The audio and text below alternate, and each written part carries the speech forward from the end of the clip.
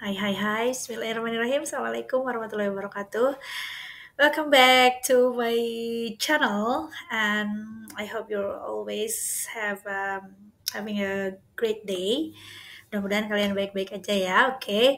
And for today, we are going to discuss about material that is descriptive text. Nah, descriptive text itu apaan sih ya? Oke, nih lihat di judulnya kan. What does it look like? Seperti apakah itu? Nah, ini berarti berkaitan dengan yang namanya penggambaran terhadap satu objek. Let's see the definition of descriptive text. Okay, what is descriptive text? Descriptive text is a text that describes a particular object in detail. The details usually explain about origin, size, location, or other specific characteristics. Jadi, descriptive text ini memang menggambarkan atau menjelaskan satu objek tertentu secara rinci ya. Dan ini bisa tentang seseorang gitu, it could be about somebody, it could be about things, or anything about place. Tadi location juga bisa ya gitu ya. Animals, for example, your pets ya, hewan peliharaan kalian itu bisa dideskripsikan, or maybe your idol, idola kalian siapa, nah itu bisa dideskripsikan, itu ciri-cirinya seperti apa gitu ya. Maybe you're going to tell about someone's face, secara fisik itu wajahnya kayak gimana, or someone's characteristic, personalities, itu sifat-sifat seseorang, itu bisa termasuk descriptive text. Oke. Nah, let's see the structure of descriptive text ya. Simple banget, struktur itu urutan bagian-bagian dari descriptive text itu, there are only two parts here. The first one is identification. Jadi yang pertama itu identifikasi atau pengenalan objek yang akan kita deskripsikan. And the second one is the description itself, yaitu penjelasan terhadap atau tentang objek atau seseorang atau sesuatu yang dijadikan topik pembahasan di materi kita gitu ya. Okay, next. Wow, the example of the text of descriptive text. For example nih ya, ini di bagian identification-nya, yaitu tadi apa atau siapa yang kita jelaskan. Misalkan ya, for example, you're going to introduce your best friend to your other friend. Kalian misalkan mau menjelaskan atau mengenalkan seseorang nih, teman baru kalian misalkan, atau teman baik kalian ke teman kalian yang lain. Dan kalian deskripsikan seperti apa teman baik kalian itu ya, atau sahabat kalian itu. Nih, kita coba contohnya ya. Let me introduce you to my best friend. Her name is Hani. She's my classmate in junior high school. She's 13 years old. Nah, di sini ini masuk identification, di mana kalian mengenalkan seorang teman ya. Di sini namanya Hani. Dia itu adalah katanya dia teman kelas sekelas saya di SMP, dan dia usianya 13 tahun. And then for the parts of description, ini di bawahnya kalian bisa simak ya. Honey is so pretty. She has an oval face, rounded eyes, pointed nose, and beautiful black long hair. Her skin color is fair. Also, she has a slim body and is quite tall. She is 155 centimeters tall. Hani ini orangnya sangat cantik, dia punya wajah yang berbentuk oval gitu ya, terus matanya bundar, bulat, kemudian hidungnya mancung, rambutnya panjang, lurus, dan indah, and then dia itu katanya warna kulitnya sedang-sedang ya, jadi nggak terlalu putih, nggak juga gelap, kemudian dia juga slim body, langsing ya, not langsung but langsing, and then agak tinggi juga katanya, quiet dan tingginya itu sekitar 155 cm. Nah, itu yang dimaksud dengan description. Itu ciri-cirinya biasanya spesifik seperti apa orang itu ya. Okay, next example is about location, and this one is about tourism spot. Nah, ini For the part of identification, Lawang Sewu is one of the famous historical buildings in Indonesia. It's named Lawang Sewu, which means a thousand doors. Lawang Sewu adalah uh, satu bangunan bersejarah yang terkenal di Indonesia. Dan ini dinamakan Lawang Sewu karena artinya itu adalah pintunya terdiri dari ribuan gitu ya. Bangunan itu terdiri dari ribuan pintu atau 1000 pintu gitu. Nah, di sini description-nya ada.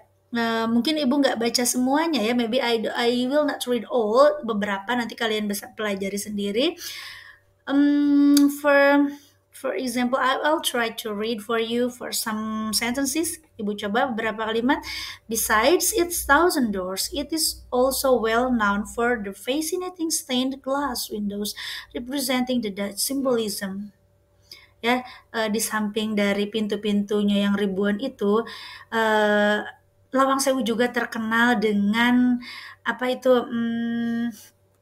jendela-jendelanya yang dari kaca gitu ya, yang sangat menarik, antik mungkin di sini ya, dan menggambarkan simbol-simbol zaman Belanda. Nah, karena memang Lawang Sewu ini adalah salah satu peninggalan Belanda yang dulunya itu, nah ada di bagian bawahnya. Coba kita lihat ya ke bagian bawah aja langsung. Nah, the building has numerous long winding corridors which open out to the offices on one side of the office and the other end of the building.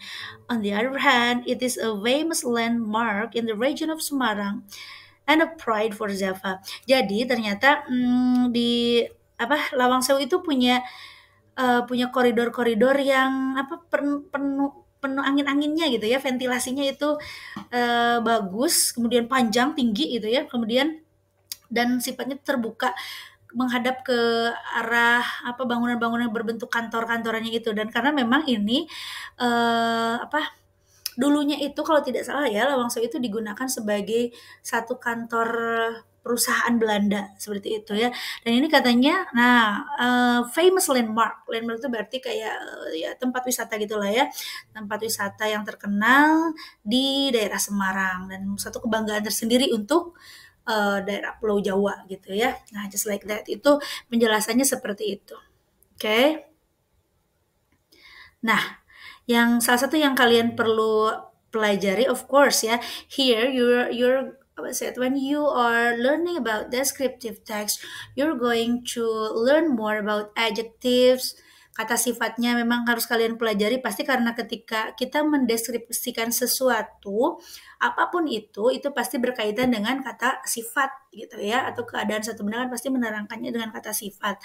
And then it usually use simple present, bentuknya itu biasanya simple present ya, karena menunjukkan kondisi objek itu saat ini, tapi juga memang bisa saja menggunakan just like simple past, karena bisa aja misalkan nih lagi kita menceritakan tourism object seperti tadi Lawang Sewu, ada relates-nya gitu dengan kejadian di masa lampau. Walaupun secara umum descriptive text itu menggunakan bentuknya simple present, biasanya bentuk verb ke-1 ya, kata kerja bentuk ke-1. Tuh, karena real objeknya kan yang sedang diceritakan sekarang tadi ya. Oke.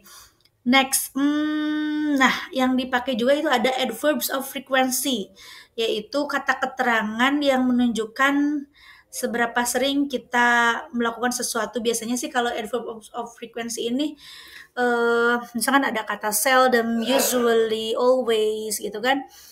Seldom jarang-jarang, always selalu, usually biasanya, once itu pernah, itu memang kadang digunakan dalam descriptive text. Misalkan kalian menjelaskan tadi Lawang Sewu ya, misalkan you say like the building once used as one of the famous office in the Dutch era gitu. Misalkan Lawang Sewu ini dulu sempat digunakan sebagai kantor perusahaan zaman penjajahan Belanda gitu kan. Nah, itu bisa dipakai adverbs of frequency. Walaupun nggak munculnya itu nggak selalu sama lah, of course ya. It depends on your need when you're explaining something or describing something. Tergantung apa yang mau kalian jelaskan. Contoh lainnya, for example, you are going to explain about your idol. Misalkan idola kalian tuh sangat ramah nih sama kalian, selalu senyum misalkan, kalian you can say, I have an idol. He is an artist, and he always smiles to his fans. Dia itu selalu tersenyum sama para fansnya gitu ya. Tuh ya. Oke, itu salah satu contohnya adverbs of frequency. Nah, kalian bisa pelajari contoh-contoh lainnya from many resources dari banyak sumber. I'm sure you can find out so many or various examples, banyak contohnya, dan kalian insya Allah lebih kreatif. Okay, happy learning, and thank you so much for watching. See you later. Assalamualaikum warahmatullahi wabarakatuh.